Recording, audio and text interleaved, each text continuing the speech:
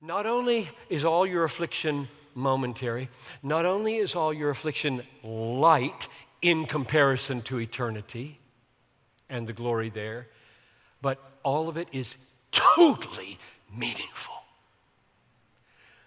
Now, that is a very controversial statement because of how much insane suffering there is in the world. Every time something horrific happens, an interviewer will say, meaningless. And that is what it looks like. That's what it looks like. See, look at it. This is meaningless. These 23 kids in India, what did they do? They ate lunch, and they're dead. Or Moore, Oklahoma, or Boston. It's everywhere. Now we've got the internet. We've got no excuse for not crying every day. Weep with those who weep, right? If you don't have a theology that can cope with the internet horrors, you just better check out or get one. This text says, our light, momentary affliction is preparing for us an eternal weight. It doesn't say will be followed by an eternal weight of glory. That would be good enough.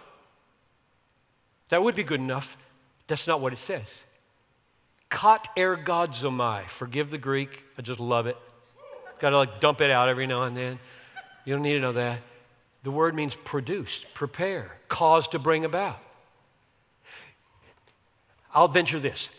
Every millisecond of your pain from the fallen nature or fallen man, every millisecond of your misery in the path of obedience is producing a peculiar glory you will get because of that.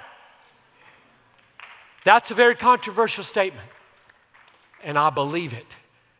So that if anybody says to me that a believer's suffering was meaningless, I'll be quiet probably because they're probably hurting really bad right now, and I'm going to wait and see when the right time is. But I'm going to come back eventually and say, it wasn't meaningless. I don't care if it was cancer or criticism. I don't care if it was slander or sickness. It wasn't meaningless because verse 17 says, my light, momentary, lifelong, total affliction is doing something. It's doing something. It's not meaningless. Of course you can't see what it's doing. This is the main unseen thing verse 18 is talking about, I think. What's the unseen you're supposed to look at? You're supposed to look at the promise of God in verse 17 that says your pain is doing something for you. You can't see it, you can't feel it. Either you see it with the eyes of faith, believe it because the text says it, or you lose heart. And I'm going to close with John the Baptist as an illustration. I love and groan. My name's John. I love all the Johns in the world. That's a weird thing to say in the city.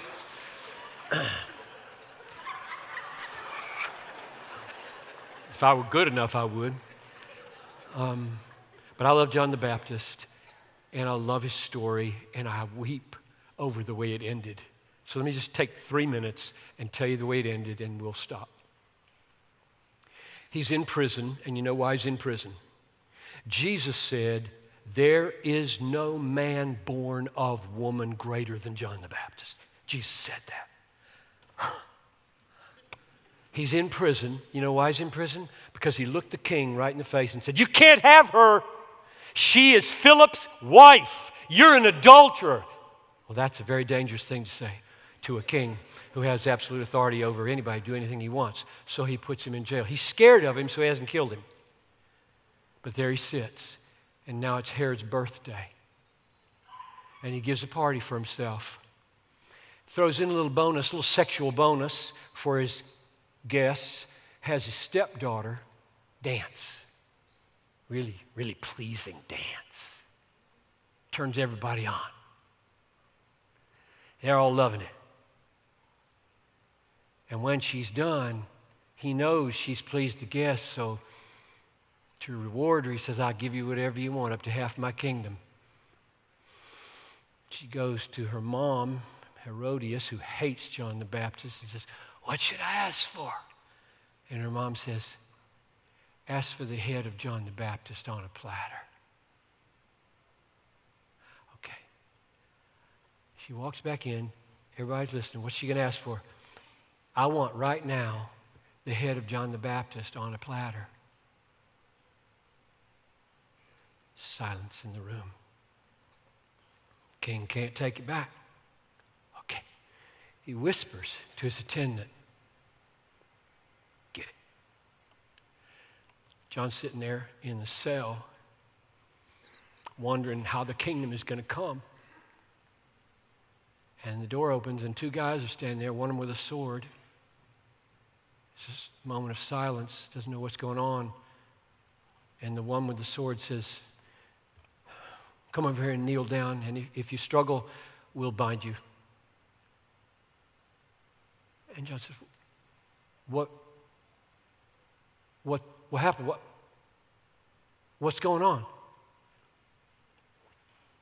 And the executioner says, King's daughter danced in the party, and she asked for your head, and we've come to get it. We're going to take your head. That's the last thing he has to think about in the next 20 seconds. What would you think?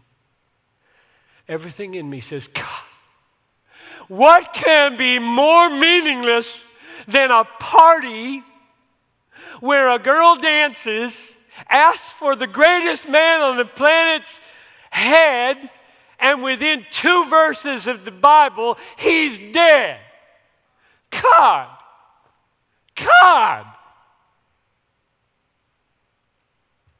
Meaningless. Absolutely meaningless way to die. Nothing glorious about it. It stinks to high heaven. I'll tell you, I hope God in his mercy put into John's head in those 20 seconds this light momentary affliction is working for you an eternal weight of glory. And so I believe the main because for not losing heart in this text is that none of your suffering is meaningless. It'll feel that way. That's why verse 18 says, don't look at what's seen. I mean, you just stand there watching that happen. You just stand there watching that happen. You're going to kill him. He didn't do anything. She just danced. Don't do that. It's meaningless. This is totally crazy. This is an absurd novel. This doesn't happen. That's the way you talk, right? What your eyes are telling you is meaningless. Don't look to what is seen. When your mom dies, when your kid dies, when you got cancer at 40, when a car careens into the sidewalk and takes her out, don't say, that's meaningless. It's not. It's working for you an eternal weight of glory. Therefore, do not lose heart, but take these truths, all the ones you've heard in every message, and day by day, focus on them.